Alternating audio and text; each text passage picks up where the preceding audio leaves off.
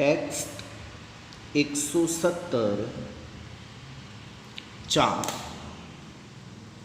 170માં પાના પર ચોથા દાખલામાં ધ્યાન આપો.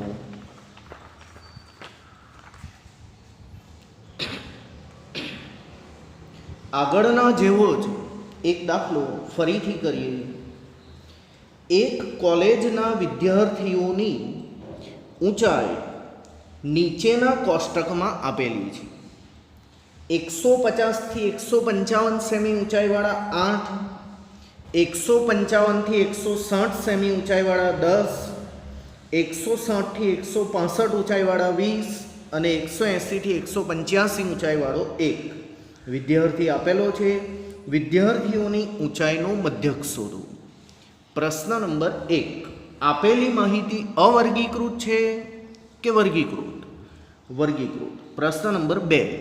વર્ગીકૃત અસતત છે કે સતત? સતત છે.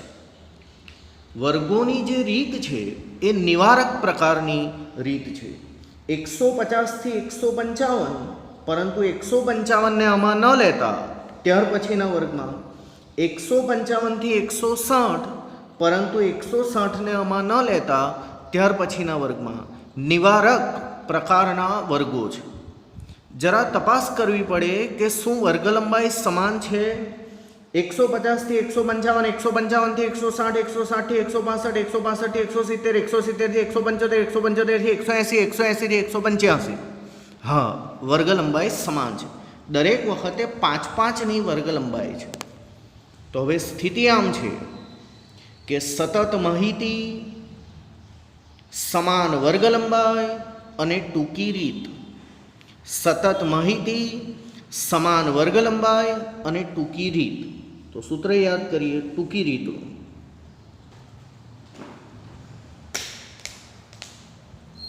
x બાર બરાબર a વત્તા સિગ્મા fd ના છેદમાં n ગુણ્યા c. આ ગુણ્યા c ક્યારે આવે?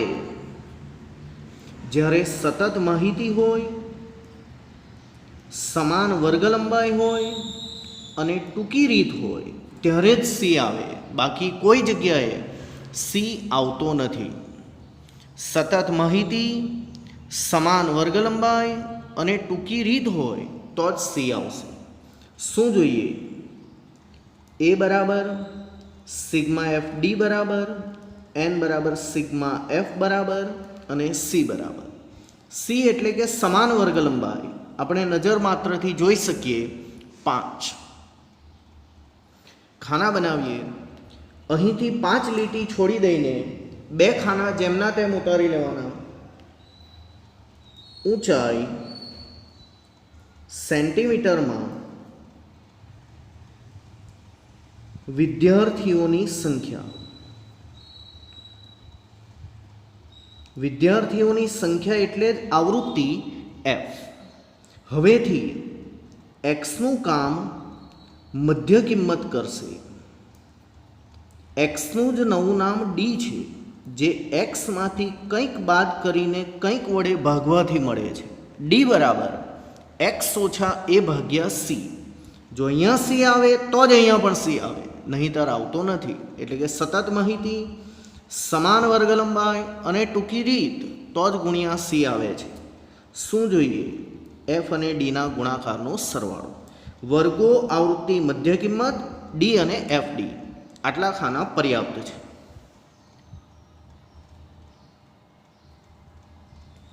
$150 થી 155, 155 થી 160, 160 થી 165, 165 થી 170, 170 થી 175, 175 થી 180, 180 થી 185.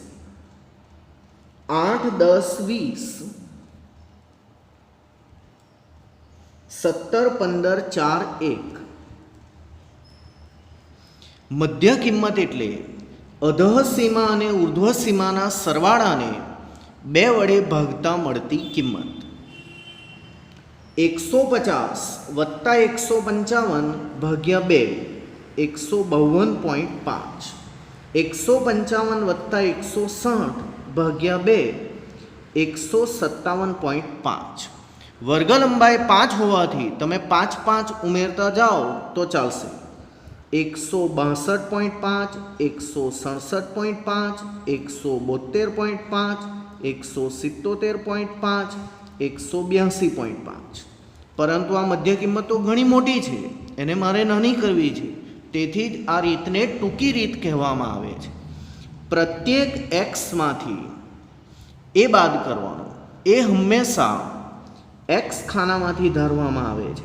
પહેલાં આપણે અવલોકનમાંથી ધારતા હતા, પછી આપણે ચલ કિંમતમાંથી ધારતા હતા, હવે આપણે મધ્ય કિંમતમાંથી ધારીએ છીએ.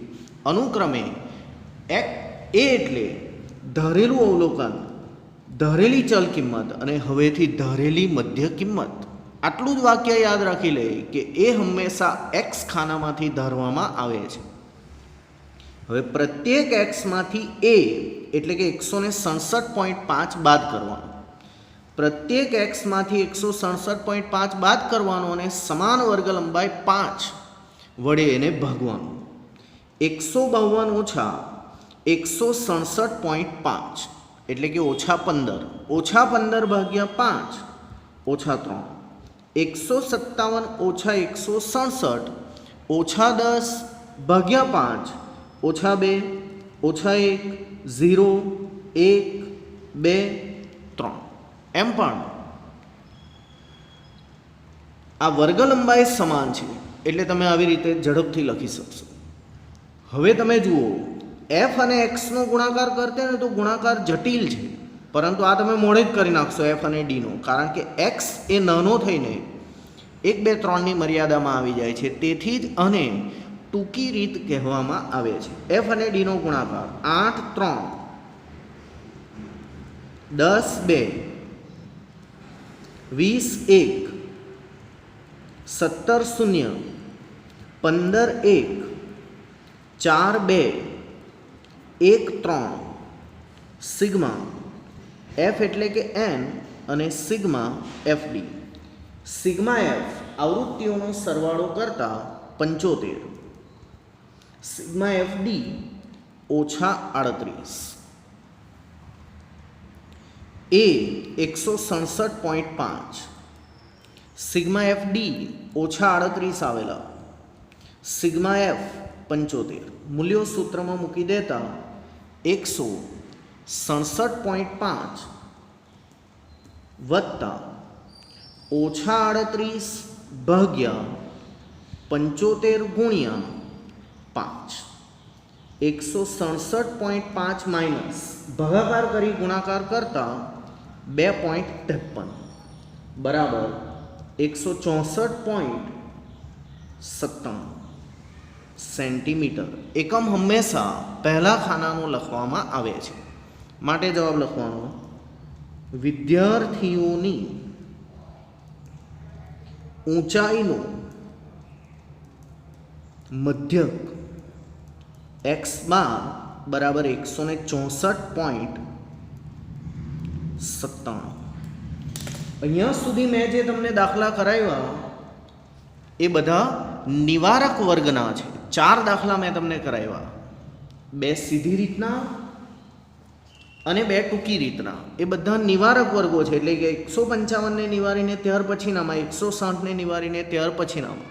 પરંતુ હવેથી જે કરાવીશ એ અનિવારક પ્રકારના વર્ગો છે. પરંતુ ખાલી દાખલા આવડે એ પૂરતું નથી, સૂત્ર આવડે એ પૂરતું નથી, એના અર્થઘટન પણ આવડવા જોઈએ.